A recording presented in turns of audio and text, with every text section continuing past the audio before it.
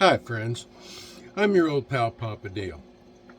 I'm a retired pastor, teacher, theologian, and professor with over 50 years of service to the Lord Jesus Christ.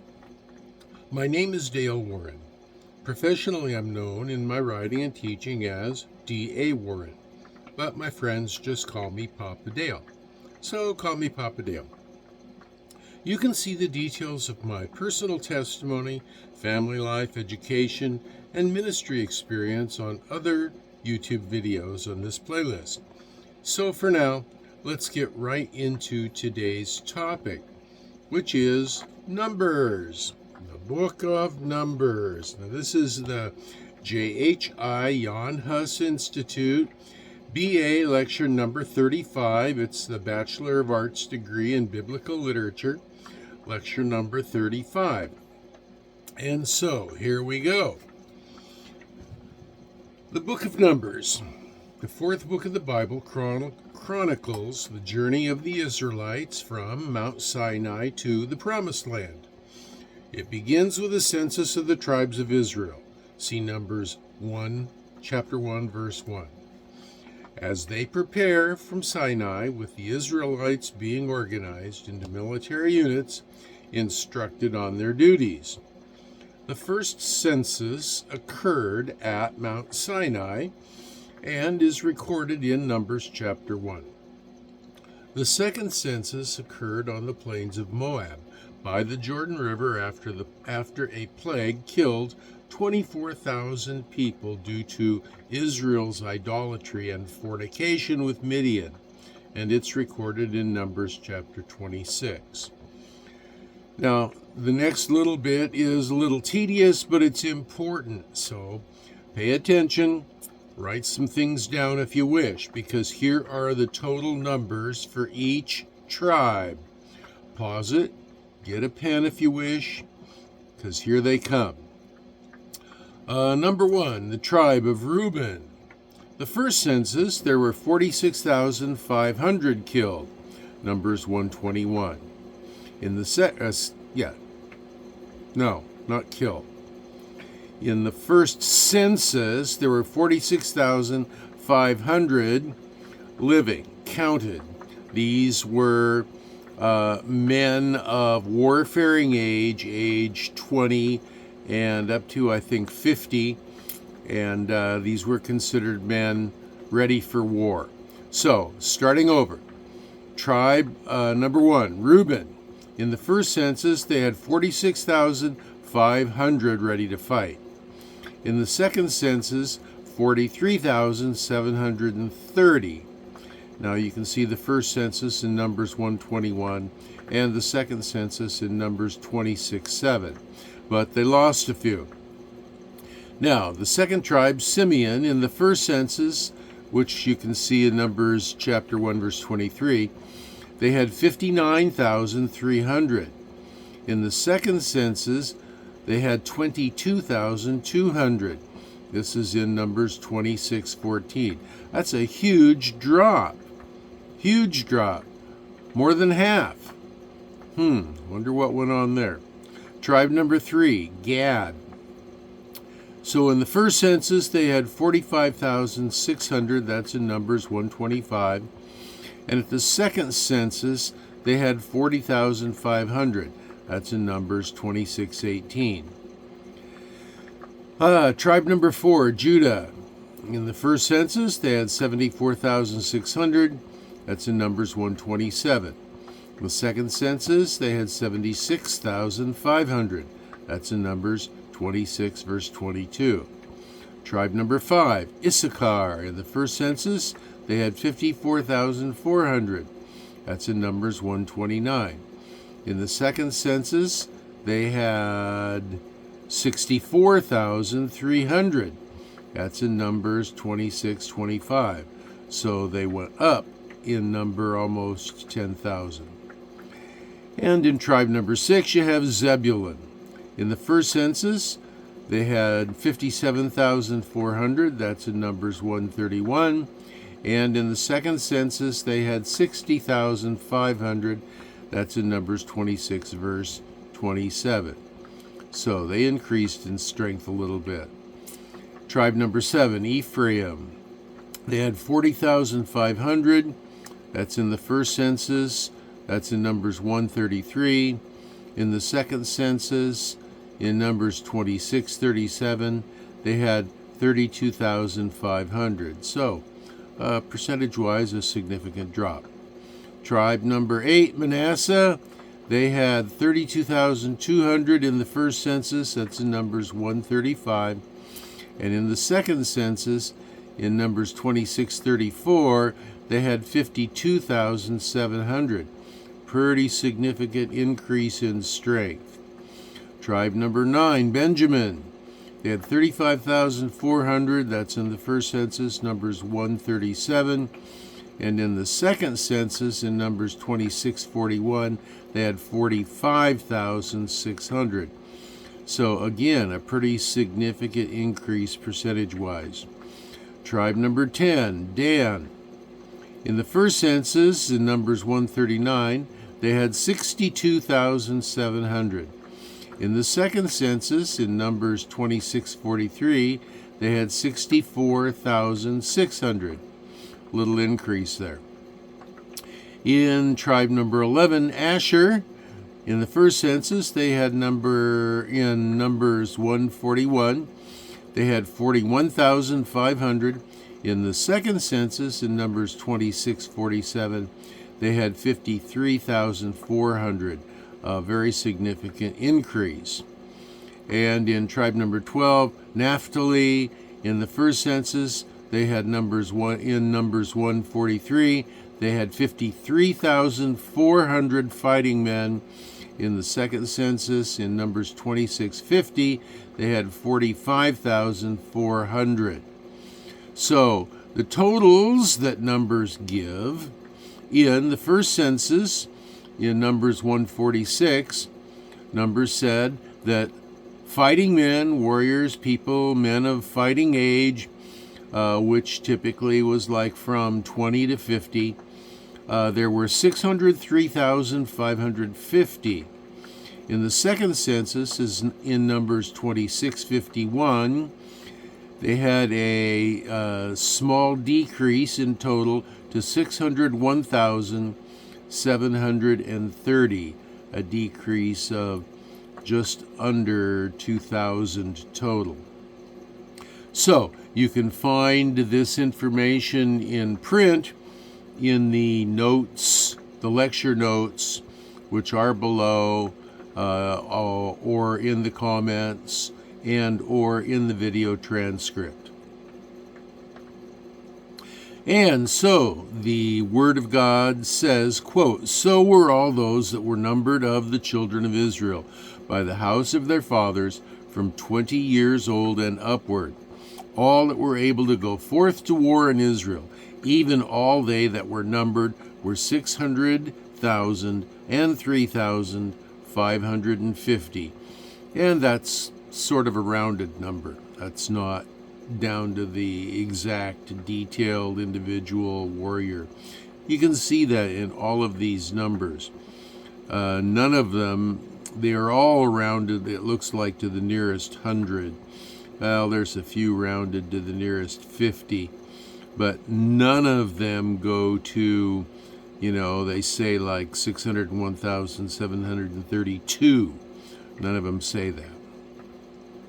So, after the Levites, after the tribe of their fathers, were not numbered among them as available for war, but they were numbered to get account according to the families of the sons of Aaron for tabernacle service.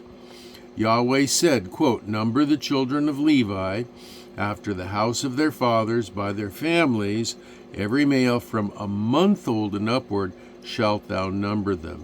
Numbers 3:15. And so not only were they numbered, they were numbered, their age specifications in the numbering was different. Here are the key instances from the first instance. Numbers 3, the Levites are counted by their clans and families. This census includes males from a month old instead of 20 years old and upward. The total number recorded is 22,000.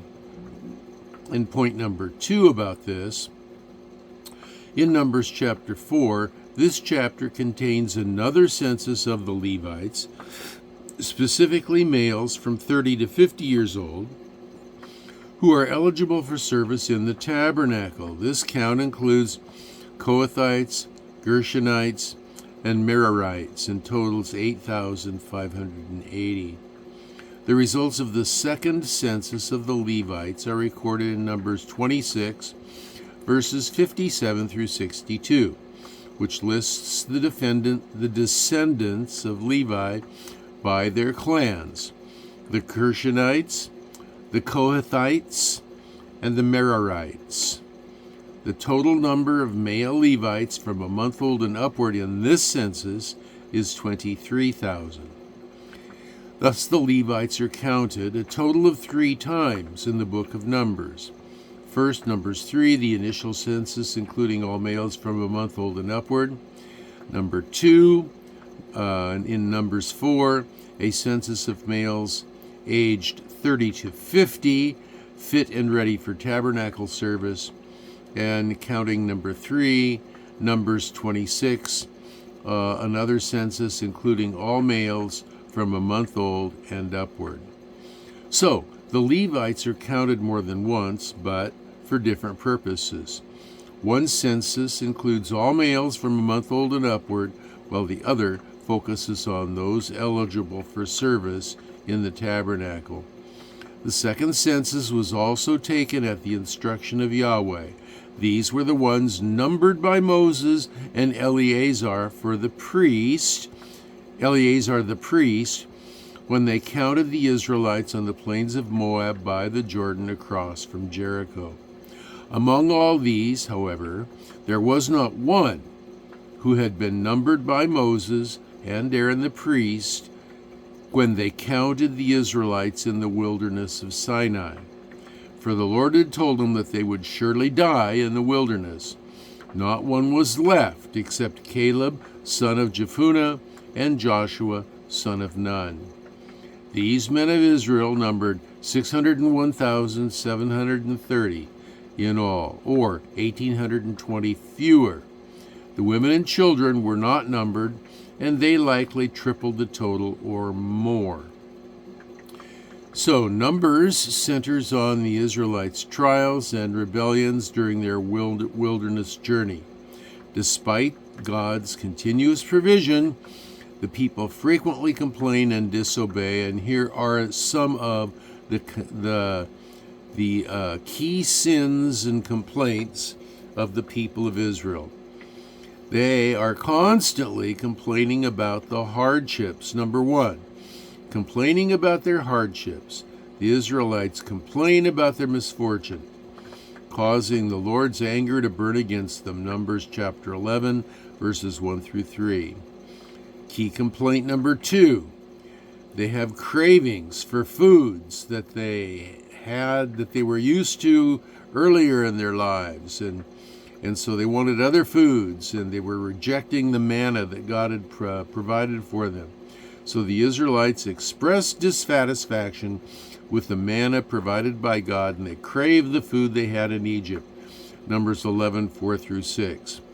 Key complaint number 3, the rebellion of Miriam and Aaron. Miriam and Aaron speak against Moses because of his Cushite wife and question his leadership. Numbers 12, 1 through 2. You question the leader appointed by God, you're questioning God. Key complaint number 4, refusing to enter the promised land. The Israelites refused to enter the Canaan after the negative report from the spies, demonstrating a lack of faith in God's promise. See Numbers 13, 31 through 33, and chapter 14, 1 through 4. Key complaint number 5, they attempted to invade Canaan against God's command. This was after they refused to proceed into Canaan according to God's command, and God said, okay, fine, now you can't go in. After being told they would not enter the promised land, The Israelites try to invade it anyway without God's blessing, and they are defeated. Numbers 14:39 through 45. Rebellion of Korah, Dathan, and Abiram. Now, Korah and his followers rebel against Moses and Aaron, challenging their leadership in Numbers 16:1 through 3. They're killed for it. Key complaint number 7, complaining about the lack of water. The Israelites again complained about the lack of water, showing their continued lack of trust in God. See Numbers 20:2 through 5. Key complaint number 8, Moses' sin at Meribah. Moses strikes the rock to bring forth water instead of speaking to it, as God commanded. And this demonstrates a lack of faith. Read about it in Numbers 20:9 through 12.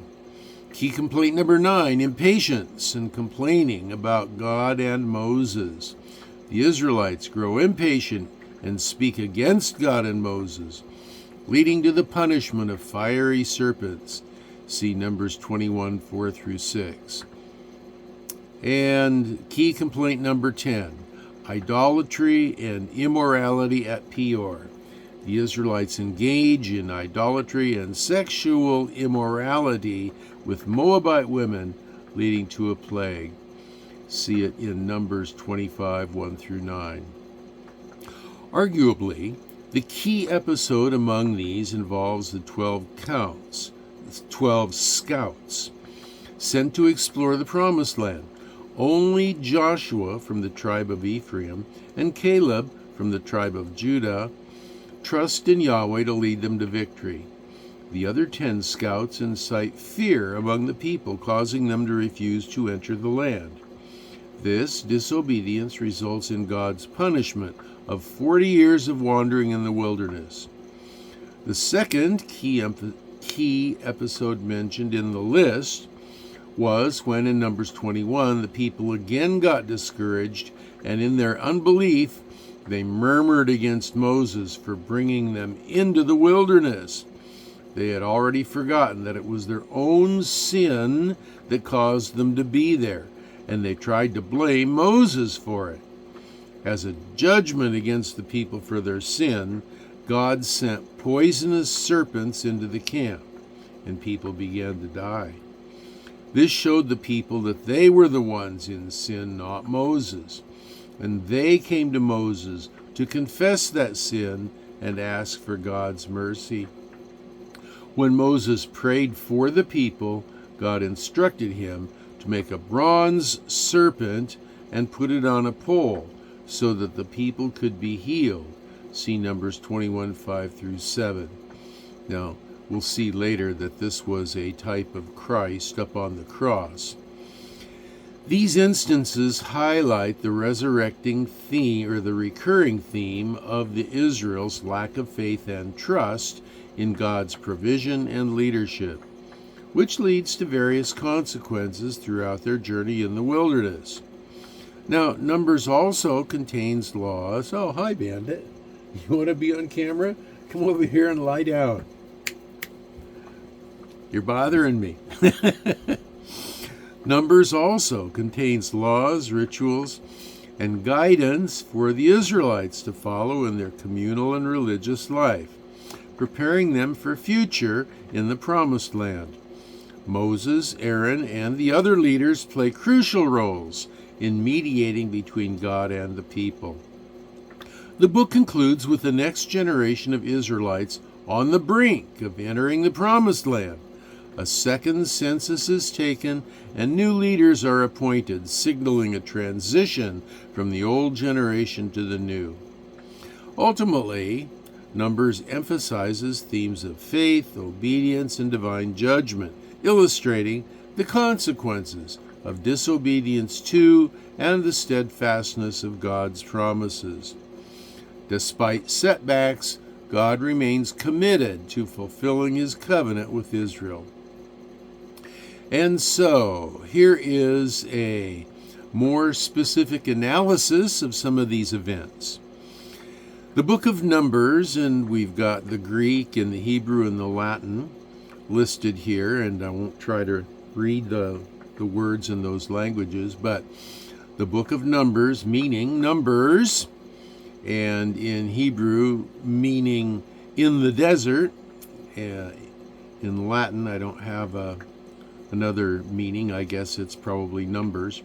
The book of Numbers is the fourth book of the Hebrew Bible and of the Jewish Torah. The book's name comes from the two censuses taken of the Israelites. Skeptics and secular scholars suggest that in its final form it may have been influenced by a priestly redaction of an earlier Yahwistic source, possibly completed during the early Persian period in the 5th century BC. This book has a complex history of critical scrutiny, leading evangelical scholarship. The book has a complex history of critical scrutiny and editing. Evangelical scholarship typically dates its writing to around 1200 BC, attributing the authorship to Moses, with some editing by Ezra, who is the quintessential scholar, scribe, and priest of the 5th century. Numbers is one of the better preserved books of the Pentateuch. Fragments of the Ketef Hinnom scrolls containing verses from Numbers have been dated to the late 7th or early 6th century. These fragments are the earliest known artifacts of the Hebrew Bible text. Now, Numbers begins at Mount Sinai, where the Israelites have received their laws and the covenant from God, who has taken up residence among them in the sanctuary that they built back in Leviticus, remember? Their task is to take possession of the promised land. The people are counted and preparations are made to resume their march. However, the Israelites begin to complain about the hardships they face and challenge the authority of Moses and Aaron. Upon reaching the borders of Canaan, the Israelites send 12 spies into the land, and after hearing the fearful report from 10 of the spies, the Israelites refuse to take possession of the land. As a result, God condemns them to wander in the wilderness until a new generation is ready to carry out the task. The book also records instances of rebellion against Moses, resulting in several instances of divine judgment, leading to the deaths of many Israelites. Here are the significant instances and their associated death tolls. These are instances of divine judgment. Divine judgment number 1 at Numbers 11, 1 through 3. At Taberah, the Lord's fire burned among them and consumed some of the outskirts of the camp. The exact number of people is not killed. Judgment number 2 in Numbers 11, 3 through 34. At Kiribath Hatava, many people died from a severe plague sent by the Lord, after they complained about the lack of meat. Again, the exact number is not specified. Divine judgment number 3, Numbers 14, 36 through 37. This is when the 10 spies who brought back a negative report about the promised land were struck down by a plague before the Lord. This involved just the 10 individuals. Divine judgment number 4, Numbers 16, 1 through 35. During Korah's rebellion, the earth opened up and swallowed Korah, Dathan, and Abiram, and their households, and fire consumed 250 men who were offering incense. Divine judgment number 5, Numbers 16, 46 through 49. After the rebellion, a plague killed 14,700 people before Aaron made atonement for the people. Divine judgment number 6, this is in Numbers 21, 4 through 9. When the Israelites spoke against God and Moses, the Lord sent venomous snakes among them, which killed many Israelites. The exact number is not specified. Divine judgment number 7, found in Numbers 25, 1 through 9. At Peor, 24,000 people died from a plague sent by the Lord because of their worship of Baal and their immorality with Moabite women. summarizing the specified death tolls. Korah's rebellion, 250 men died by fire, plus the households of Korah, Dathan, and Abiram, and the number there is not specified. The plague following Korah's rebellion killed 14,700. The plague at Peor killed 24,000. And this adds up to a specified total. We can know the figures: Korah's rebellion by fire, 250. Plague following Korah's rebellion, 14,700. Plague at Peor, 24,000. You add these numbers up, it gives us 250 plus 14,700 plus 24K, 38,950. Now, since the exact number of deaths for other judgments is not specified, we cannot provide an exact toll for all those killed by divine judgment in the book of Numbers. However, based on the specified figures, at least 38,950 people died. And the book of Numbers ends with the new generation of Israelites on the plains of Moab, ready to cross the Jordan River. Now, keep in mind, all of the people who disobeyed God for entrance into Israel after the negative report by the spies, most all of those people died too. For certain, it was all of the men of fighting age and their wives and their families. But that would have been hundreds of thousands of people plus this 38,900. So God takes sin seriously. Numbers is the culmination of Israel's exodus from Egypt and their journey to take possession of the land. God promised to their ancestors. And it draws to a conclusion the themes introduced in Genesis and developed in Exodus and Leviticus. God's promise that the Israelites will have a special relationship with Him, that they will become a great nation, that they will inherit the land of Canaan, and through them the nations would be blessed. Lineage, land, legacy. Numbers also highlights the importance of holiness, faithfulness, and trust. Despite God's presence and the leadership of His priests, Israel's lack of faith results in great difficulties of their own making and postponement of the land's possession until a new generation arises. The most frequently memorized verse in the book of Numbers is likely Numbers 6:24 through 26, which contains the priestly blessing of Aaron, which says, quote, "The Lord bless you and keep you. The Lord make His face shine upon you and be gracious unto you. The Lord turn His face toward you and give you peace." End quote. So this has been your old pal Papa Dale in the year 2024. I'm signing off for now. Now down below, if you are taking these lectures for the Bachelor of Arts in Biblical Literature degree, you must read these notes through in printed form, and you'll find them below and in the comments section and in the video transcript. So until I see you next time in the next video, your old pal Papa Dale signing off, saying I will pray for you, that you will be well and that you will be blessed.